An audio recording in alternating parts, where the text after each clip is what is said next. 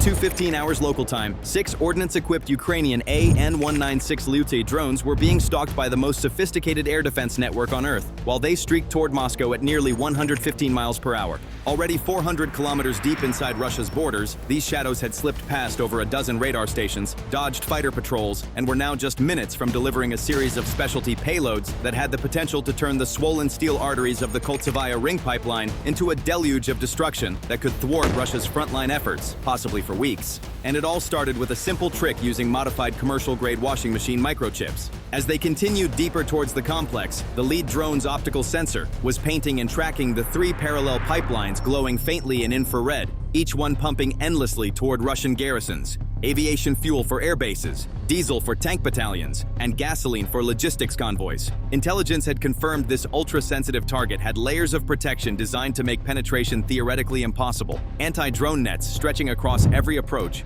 paramilitary guards patrolling with thermal sensors, and S-400 batteries twitching and swiveling, ready to drop anything that got too close. Continuing their approach in 2 sets, several kilometers apart, the lead drone detected another problem. A pantsir S-1 air defense system had just gone active 18 kilometers ahead, its 1 RS-21E radar sweeping for approaches to the pipeline infrastructure. This wasn't supposed to be here. Intelligence had placed it 40 kilometers south. The drone's processor, a repurposed chip from a popular washing machine brand that Ukrainian engineers had modified with custom firmware, ran the calculations. At current speed and trajectory, they'd enter the pantsir's engagement envelope in minutes, and once fired, its 57 E-6 missiles could reach them in seconds. But changing course meant something worse. The alternate approach would take them directly over Zhukovsky Air Base, home to 2 squadrons of MiG-31 interceptors. Their Zaslon M radars could detect larger targets at 200 kilometers. 6 drones against that at close proximity meant certain destruction. The lead drone made a calculation that could save the mission. It transmitted a 2-second burst on an encrypted frequency pre-programmed by the operator.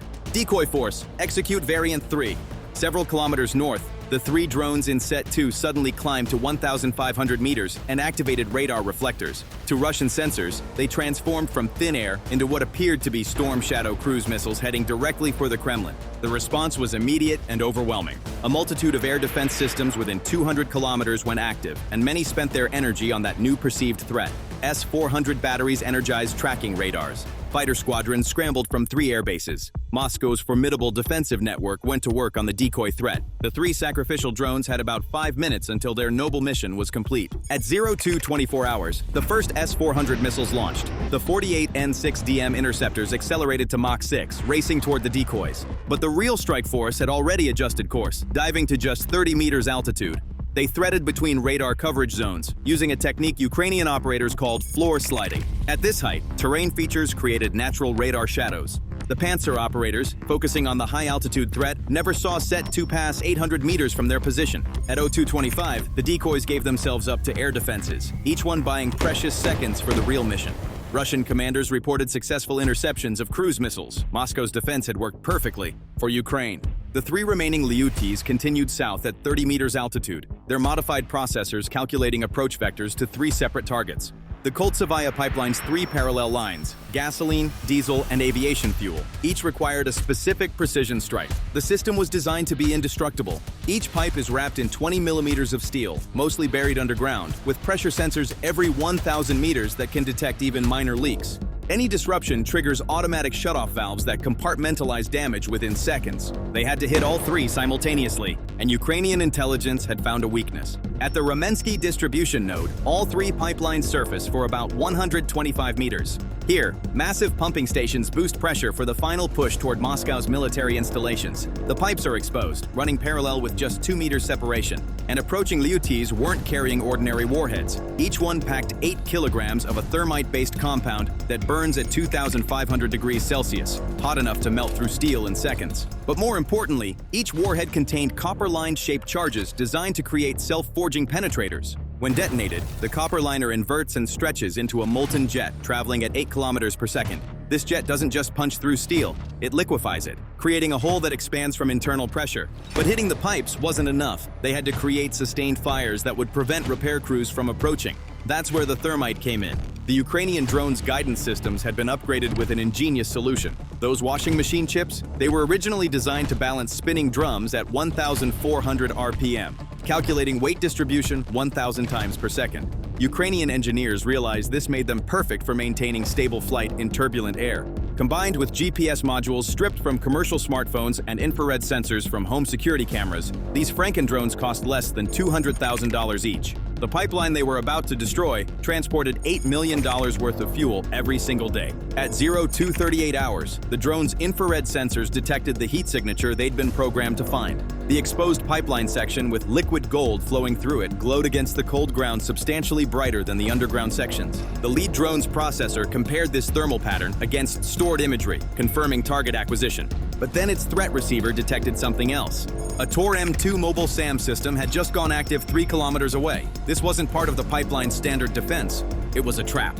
The Russians had been expecting something similar to this type of strike. The Tor's 9M338 missiles could engage targets from up to 15 kilometers. At 3 kilometers range, the drones had seconds before it was all over. The lead drone's modified processor ran one final calculation: 4 seconds to impact. The mission parameters were clear.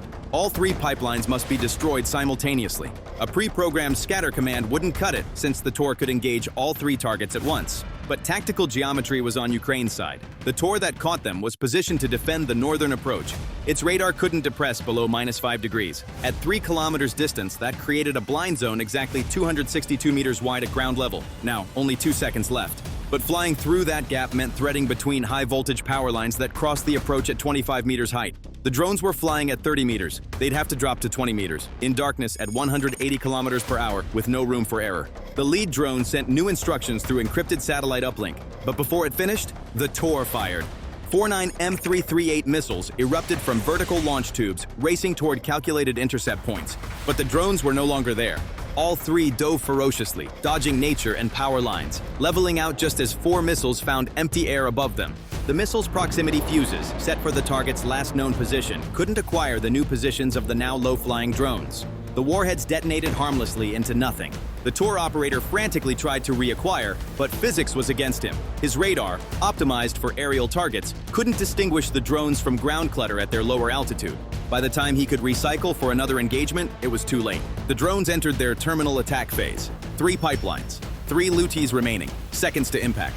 The lead drone accelerated to maximum speed, 220 kilometers per hour. Its target, the aviation fuel line that fed Chikalovsky Air Base, a major military airfield supporting Moscow's aviation units. Behind it, the next drone locked onto the diesel line. This one supplied the 4th Guards Tank Division stationed at Narofominsk. Without it, 400 T-72B3 tanks would become stationary pillboxes. The final bird targeted the gasoline pipeline feeding military logistics across the entire Western Military District. Trucks, APCs, supply convoys, all largely dependent on this single line. Suddenly, the pipeline's automated local defenses activated, not missiles or guns. Can't risk friendly fire on the pipelines, but something more primitive and effective.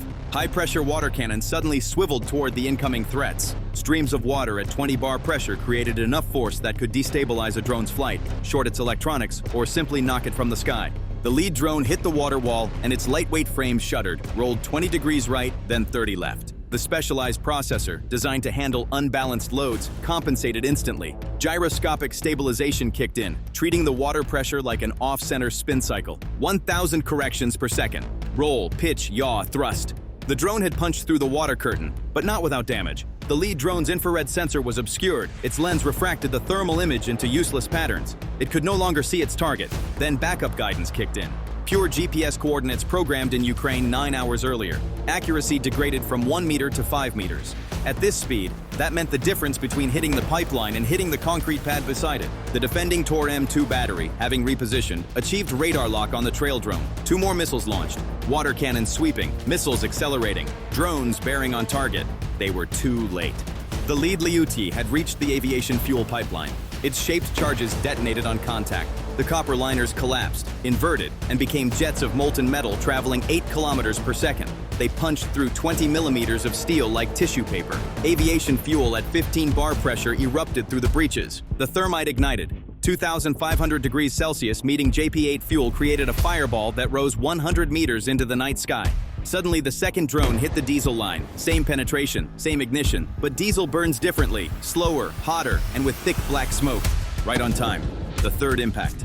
The final bird reached the gasoline pipeline just as the Tor's missiles released uselessly above the engagement deck limit. The last drone's warhead struck exactly where the pipeline emerged from underground. The shaped charge penetrated not just the pipe, but the concrete housing. At 02:47 hours, all three pipelines were burning, and thanks to the coordinated nature of the attacks and the thermite charges, they couldn't be extinguished. The Koltsevaya pipeline complex became hell on earth in seconds. Emergency response was impossible. Fire crews couldn't get within 500 meters. The heat would cook them inside their trucks. Water was useless, it just spread the burning fuel. Foam systems were overwhelmed in seconds. The only option was to let it burn. Within 4 minutes, the entire ring pipeline network, 400 kilometers of infrastructure, was temporarily offline while they attempted to contain the damage. Across the Western Military District, logistics officers stared at the same impossible math. No fuel meant no movement. No movement meant no offensive operations. No offensive operations meant Ukraine had just bought itself at least a week of breathing room. The Koltsevaya pipeline fire finally ceased. The real victory wasn't the fuel destroyed. Russia could eventually reroute supplies through other pipelines. It wasn't even the immediate military impact, though grounding aircraft for a week certainly helped Ukrainian forces near Bakhmut. The real victory was psychological. If 6 drones built from washing machine parts could penetrate 400 kilometers into Russia and destroy critical infrastructure in Moscow's backyard, what else was possible? Within 48 hours, Russia redeployed multiple air defense batteries from the front lines to protect oil infrastructure, and each battery pulled back meant gaps in battlefield coverage. This new era of air defense would require an update to old playbooks. In the age of AI-guided aircraft, infrastructure security would have to be completely rethought. Stay prepared, stay informed, subscribe for more.